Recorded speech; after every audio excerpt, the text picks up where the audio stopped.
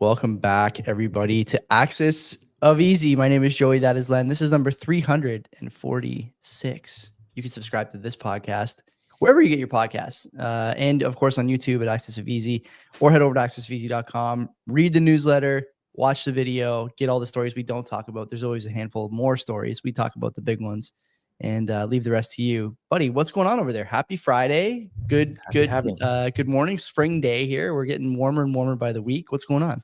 Yeah, it's a halving day, Joey.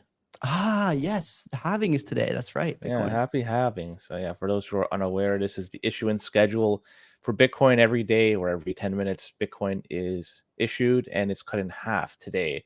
And it's done so every 4 years. So there's a set schedule for Bitcoin issuance, and today is a very big day. It's a monumental day because it's going to be half the amount of the rewards given out to miners every 10 minutes. So yeah. It's other than that, a monumental day, he says. I like it. Okay, yeah. If this is like the every 4 years, there is a special day for Bitcoin.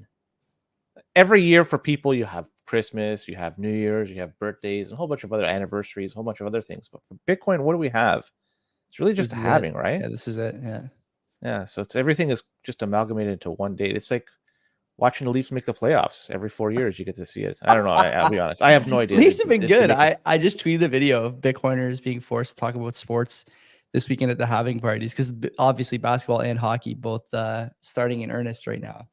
Pretty funny. This guy Kyle, who used to do these videos, I think he was on SNL for a while. That's really funny. You should watch it if you haven't yet. Just look up Sporty Kyle on YouTube. It's like 3 or 4 minutes. It's worth it.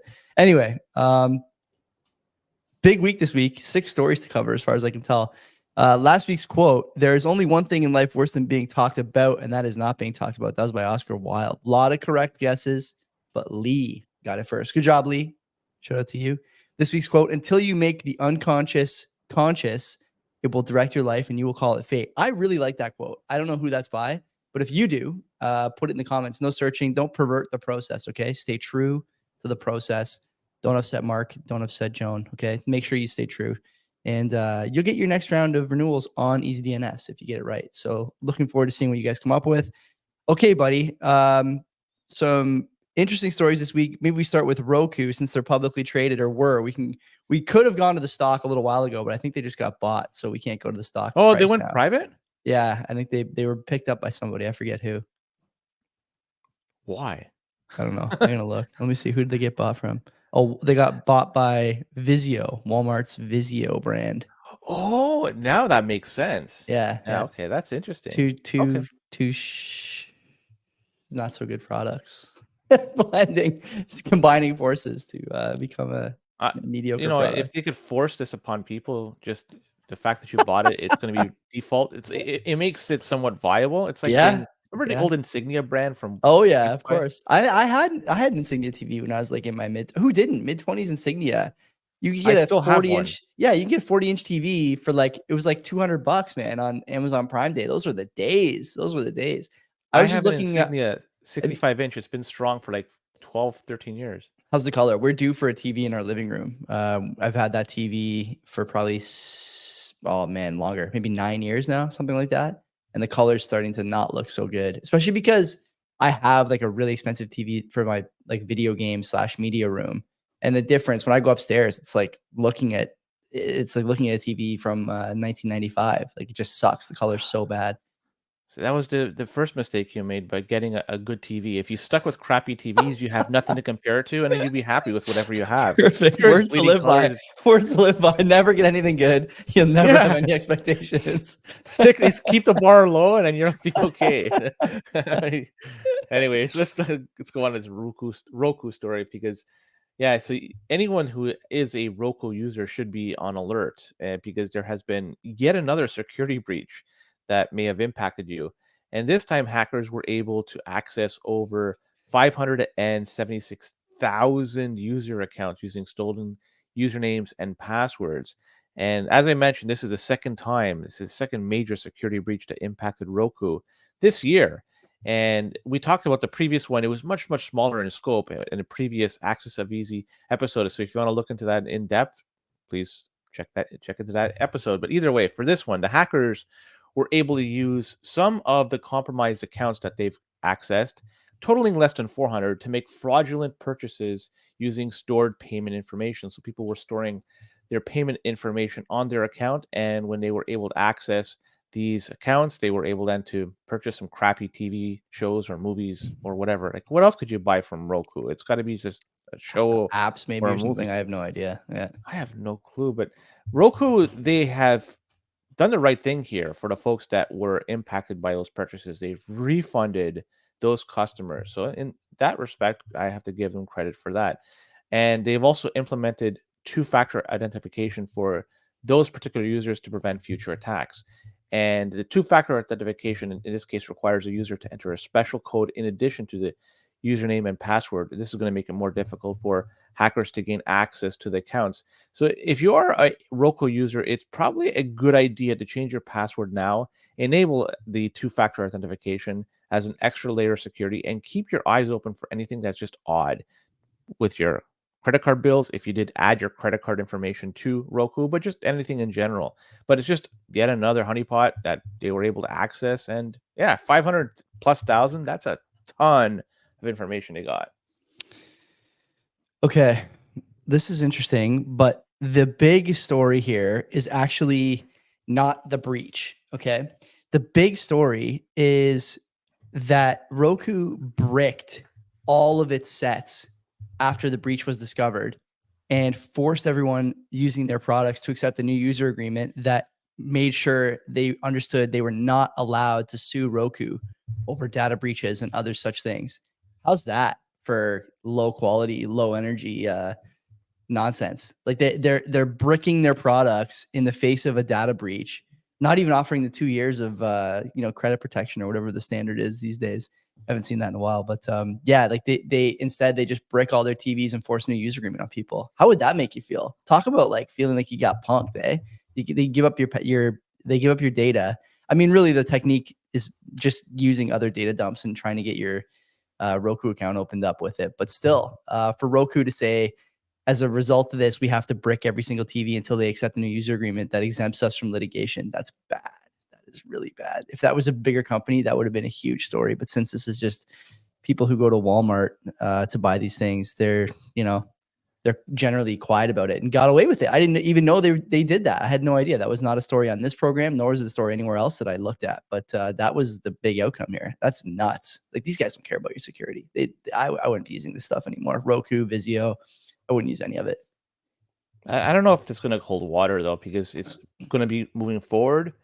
They're probably going to be exempt from any sort of law, any sort of lawsuits. Just, but I think just class action, right? So I don't know. I think it's like going to be reasonably binding, right? I don't know. I don't know. If you get screwed over and then the product you purchased is then no longer usable and you have to accept an agreement, and you're forcing them It's to crazy. accept it. Yeah. So a court of law is probably going to say, you know what, this is in bad faith. You're twisting the arm of the user to accept it, and yeah, this is I don't think it's going to hold water. And I hope you're right. But either way, let's go on to Kaspersky, because they've discovered something. Well, it's interesting. So there's some research they've done, and cybersecurity experts are on high alert as a result. And they identified a new variant of the LockBit 3.0. This is Making another ransomware. appearance on the show, right? LockBit's been on a few times last little while. The 3.0 version, though. Nice, nice. Cool. I don't know if we got to this rendition. What did they get? Like a facelift, a nose job? What did they get? It's a trilogy. So this is a ransomware as a service. And this injects a dangerous twist, though, because it has the ability to generate custom self-propagating malware. That I don't think we've seen very much until now. And this development is particularly concerning because it allows the attackers to create ransomware specifically designed to spread across a compromised network. So unlike a traditional malware that encrypts the data on a single device, this self-propagates, and this variant could wreak havoc through an entire system, causing even more damage. So a recent incident highlighted that this new LockBit 3.0 variant, so it uses a very sophisticated attack, and it did so against an organization in West Africa. And the attackers use stolen credentials to gain access to the network and then deploy this custom ransomware. And the variant was able to evade detection. This is interesting, by disabling security software and erasing logs. And this makes it even more dangerous. So they're saying for people out there that are administering these networks, they should take additional course of action. So multi-layer defenses, for instance. So if you're relying solely on traditional security software, this is no longer sufficient. You have to have some sort of comprehensive strategy, and you have to employ it and be very active. Also educating users. Phishing attacks, this is the way in for a lot of these things. So users have to be aware of phishing attacks and how to avoid being a victim of one of these things. And third, if you are impacted, backup. You have to have backups. So regular backups is a thing. So in case there is some sort of breach and you have to revert to a backup, hopefully it was one that is recent and you're not going to lose too much information. But yeah, this LockBit 3.0 seems nasty, but I don't think it's going to affect the average user like you or I. It's going to go after big organizations like companies, governments. So in that respect, we might be okay. But in the end, we're all going to be impacted. I don't know what the sort of complexity level of the South African government's security suite is, but it gives me at least some level of comfort that they're looking at, or West Africa, I should say, an unorganized. Oh, I was in West Africa. Yeah, I don't know. West African. Yeah, it's not the government. It's some institution or some company. I don't know. Like, the thing that we talk about a lot on this show is how governments and corporations, like you mentioned, are like the subject of these sophisticated attacks. But what we never really find out is how sophisticated the defenses were. And I think that it's fair to say, honestly, Len, until proven otherwise, that most large entities, whether it's government or a company or whatever, they're just behind the 8 ball. They've become, apathetic to making sure their security stuff is up to date until they're attacked. And as you mentioned, this thing is self-propagating. It continues to, I guess, multiply inside a compromised system, which is very difficult to get around and fix and defend against. And I don't know what the complexity level of their defenses were, as I mentioned, but my guess is that they're pretty uncomplicated. And you could say, well, that's an assumption you're making. It could be that the attacker is really complex. Maybe, but at the same time, almost every time we talk about a story, whether it's a company like Roku or Microsoft's Teams suite or something like this in West Africa, generally what we find out either in the story or a few weeks later is that the defenses were suboptimal, and not cared for, not maintained. And that's what causes the issue in the first place. So while it is true that this is a little bit scary here, especially this bit about self-propagating ransomware, I do think it's worth asking, what level of defenses are we talking about here? My guess is nothing extraordinary was being done to prevent against this. Well, they could be using the cybercrime index as probably a way to help determine which countries are. That's the next story, because there's been a team of international researchers that they've unveiled this initiative. And this is the world's first cybercrime index. And this index aims to rank countries based on their cybercrime threat level. And researchers are hoping this is going to provide valuable insights into the global landscape of cyber criminal activity. Now, one may wonder how they ended up getting this. Well, how they created it. They used a few different factors: the prevalence of cyber attacks, and this is the number of cyber attacks originating from a country, or the frequency in which the country is targeted. So that's one of the ways. They also looked at the sophistication of the attackers, the skill level, and the resources required in order to do these type of operations, and also the vulnerability of national infrastructure. So countries that have weaker cybersecurity defenses or outdated infrastructure might be at higher risk. And the purpose of this whole index is just to identify cybercrime hotspots and properly allocate resources to defend against any future attacks, and also raise awareness. I took a look at this a little bit in depth. I'm not sure if you saw where Canada's ranked, but they're ranked quite low in this, which is interesting. I guess either we have a very decent defense, or people just don't want to attack us. Could be a combination of the two. But the United States, along with Iran, China, and a few other countries, are ranked really high. It's funny they're clumping in these countries, like especially Iran, China, and United States. Like, two of them are at odds. Iran's not that high. China and the U.S. are basically the same. They're at par with each other. Yeah, Iran is a little. Sorry, was it Iran? Am I wrong? Iran's only a 4. Nigeria's up at 21. China's up at 27. Russia, of course, the boogeyman, up near 60. It. Sorry. Yeah. Iran is at the same level as Canada. My mistake.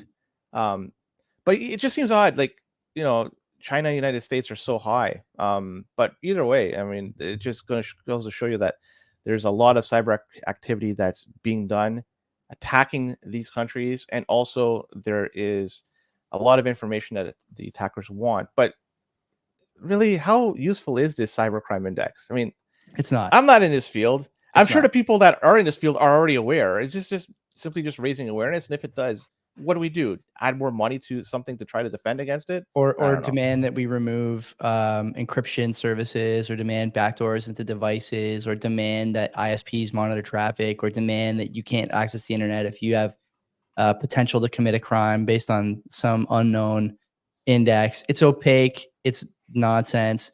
If you weren't sure how nonsense it was, just look at the map on the website. unsw.edu.au has the website or has the map. Russia's head and shoulders above everybody else. It's the same boogeyman as always. They want to convince you that there's a problem. And also, Len, we've talked a lot over the years between the show and doing CBP as well about all these different governmental organizations or even international organizations, NGOs or similar, talking about how there's the need for cooperation, and we have to make sure we're doing this together, and it's never good for your freedoms and your privacy. And this is the same thing. Co-author the study from the University of Oxford in the UK, CrimeGov, a European Union supported project based at the University of Oxford. Like, the more you read, the more red flags are popping up. And the story is always going to be, if you have nothing to hide, don't worry about us prying into every, packet that you send over the internet. Don't worry about us prying into every router setting and Tor browser setting and looking at all your data and looking at all your infrastructure. It's nonsense. It's nonsense. This is, I think this is a total joke, but someone who's smarter than me in this field will tell me why I'm wrong. This next one, Ars Technica. It's not Ars Technica. Ars Technica. Ars? It's just funny. Yeah. This is a pretty popular pub. Like, yeah. Ars Technica is just popular. The name. I'm like looking at it anyways. They do a lot of stuff. It's like everything from product reviews to stories like this. Okay. Well, they released some information about a serious cybersecurity vulnerability that's affecting corporate networks. And I'm wondering how much money the Canadian government has allocated to this in their last budget. But either way, what we have here, we have some highly capable attackers. They have launched a campaign, and these are highly skilled hackers, and they're exploiting a critical security flaw. These are known as a 0-day in firewalls in Palo Alto networks. And this 0-day, these are previously unknown vulnerabilities in software. And in this case, the attackers are taking advantage of a flaw in the network's firewall that allowed them to gain complete control, aka root access, of corporate networks. So there's potential here for widespread damage as a result of the exploit. And the hackers with root access could steal sensitive information and disrupt operations, and even install malware. That maybe the LockBit 3.0 could be installed here. And the situation is very complicated because there's a lack of a patch that's readily available to address the vulnerability. But there's some recommendations right now that the people should be employing. Businesses should determine if they're using one of these network firewalls and if they have the affected software.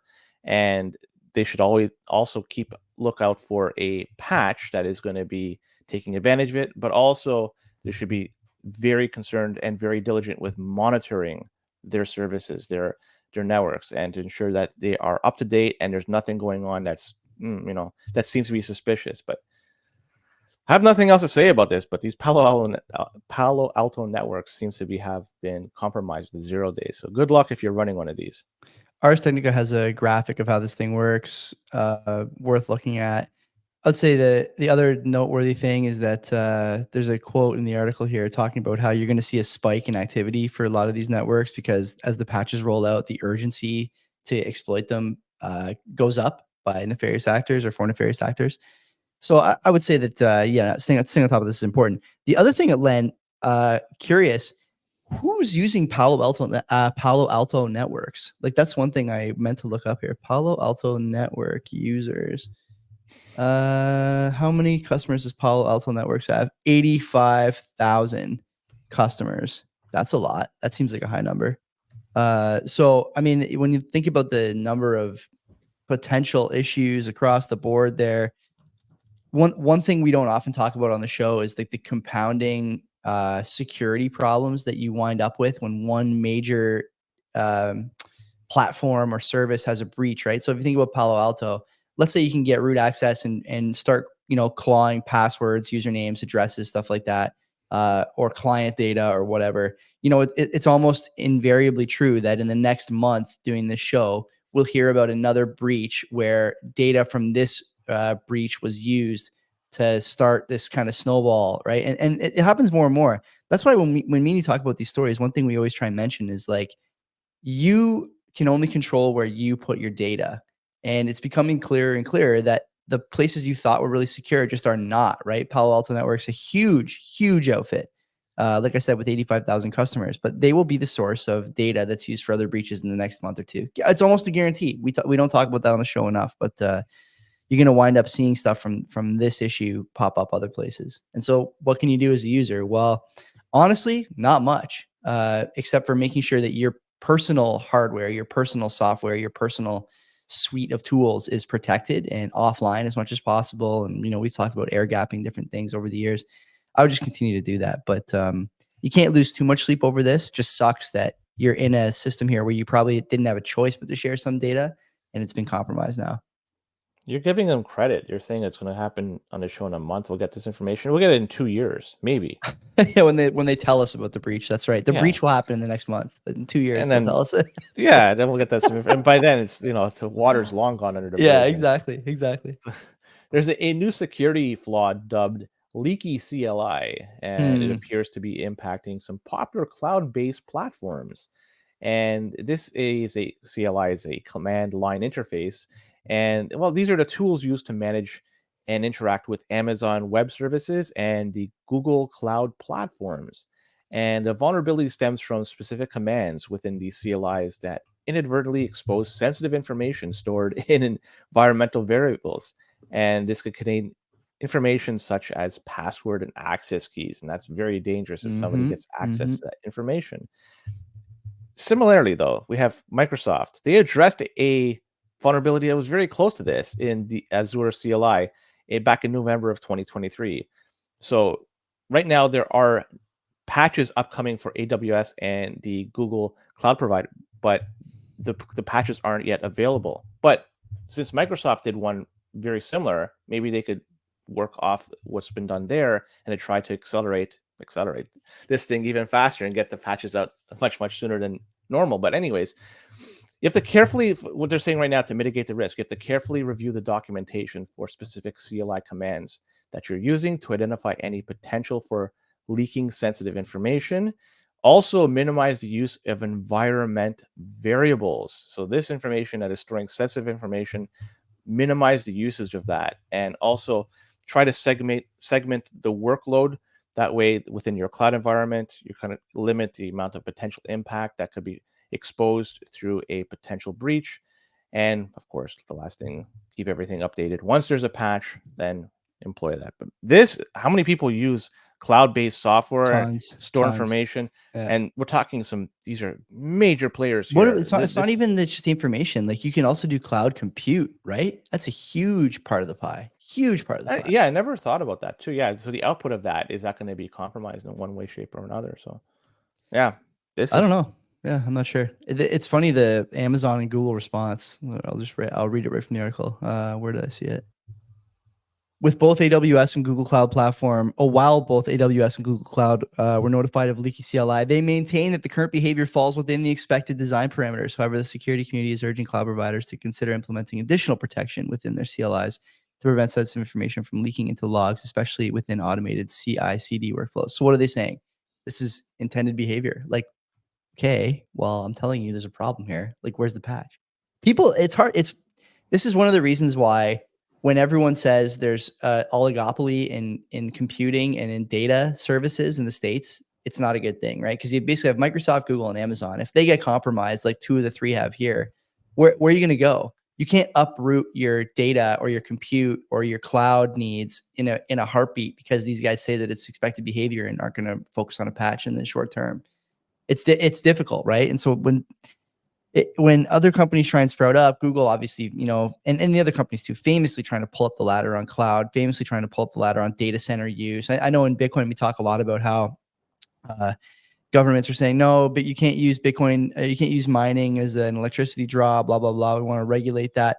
Some people think it's just the currency issue that they want to protect the dollar hegemony, which is partially true. But I think more of it than we give credence to or for is actually this. Companies who don't want to have to compete long-term with other major data centers in terms of cloud computing and storage and whatnot. And I think that it goes undiscussed a lot of the time because it's a lot sexier to say, oh, they're afraid the dollar is going to collapse. They may be, but it's not going to collapse this month or this year or probably not in the next 5 or 10 years even. But this stuff is important to a lot of the big players, and it's one of the reasons that they pull up the ladder, because then they can go through a response protocol like this where they basically say va fangul, and like they don't give you any tangible, or in this case, I think necessary patches or fixes for the short term.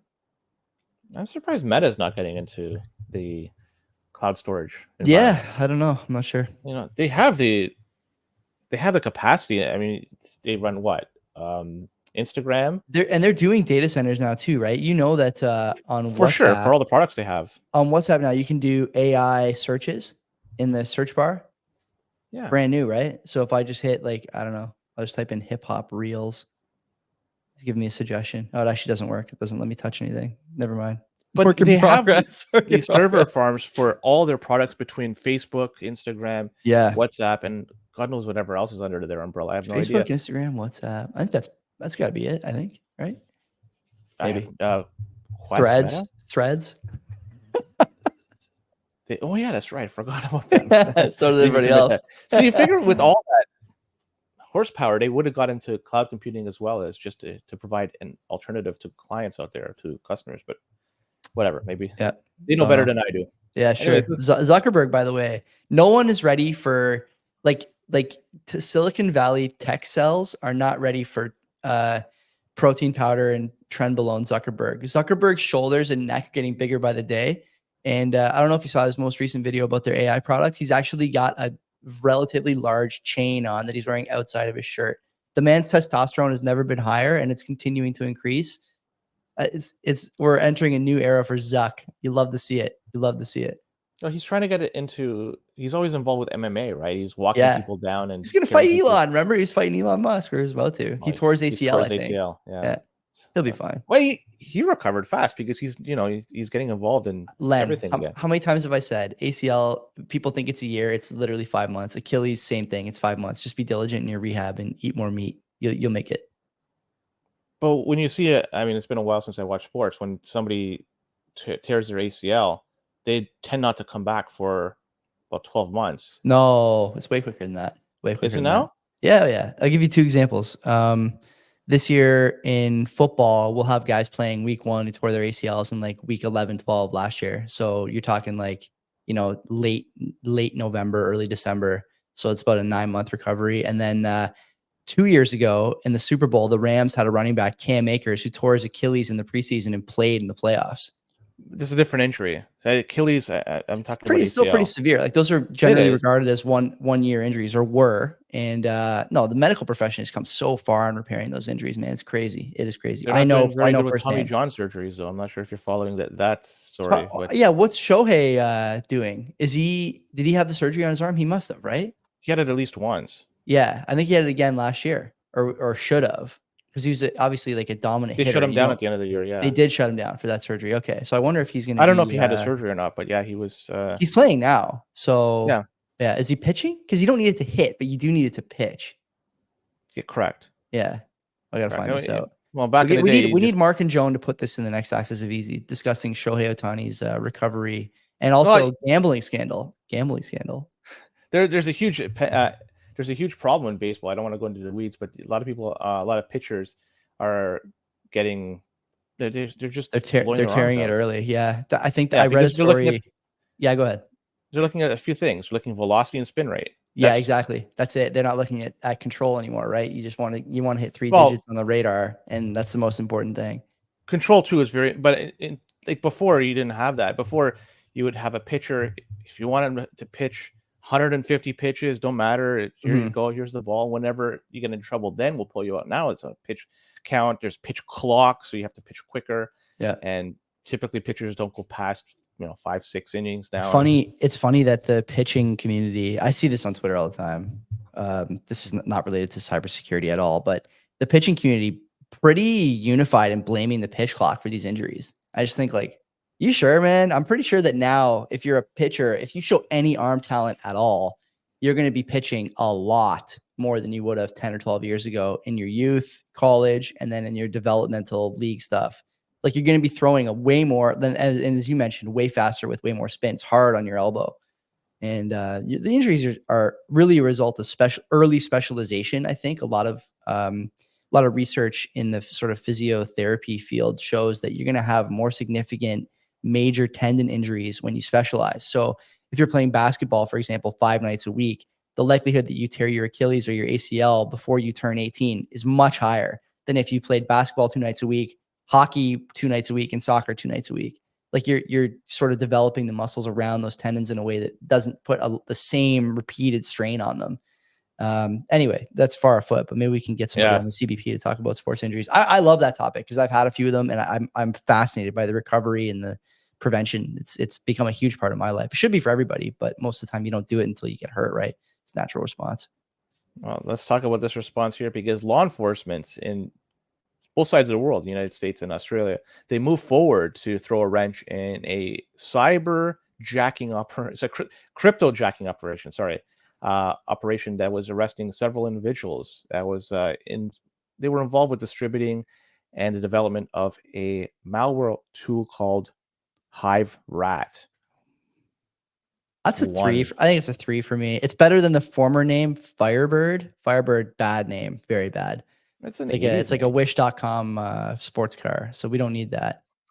It's an 80s. I'll give that. I like Firebird better. Anyways, Hive Rat, the capabilities of this thing. Well, this malware functioned as a remote access Trojan, and that's the rat part. So it gave attackers remote access over infected computers, and it allowed them to steal private communications, login credentials, and other sensitive information from its victims. And these individuals, that were arrested, they were suspected of selling this to criminals who then used it to hijack the processing power of victims' computers to mine cryptocurrency. Incredible. And that's a process known as cryptojacking. And they say that this mining system here generated some $3.5 million from these guys. So, okay, let's just get into the nitty-gritty here.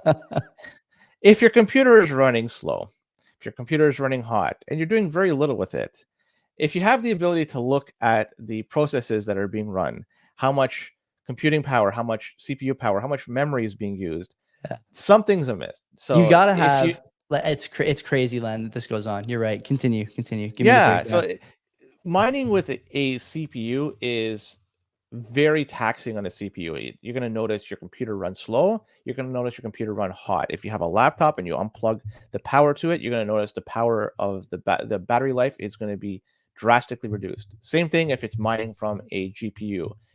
It may not slow down the performance of the system itself unless you're playing a game, but you're going to notice it's running hot. The fan is running. Something is just not right. You could self-identify these problems through what I just said. That's just basic. But even if you want to go further, you can look at what tasks are being run, how much CPU power is being used, how much GPU power is being used. You could just look at everything and figure out, geez, something is wrong. I can't believe that this is still a thing. You know, like nowadays when you're mining for stuff, you're using specialized hardware to do it. Yeah, that's the other big story. I know that's the other big story. Not just ASICs, but even GPUs. You need powerful GPUs, and a lot of them to mine some of these altcoins. So, can't believe this is still a thing. You know, it's all I'm gonna just leave it like that.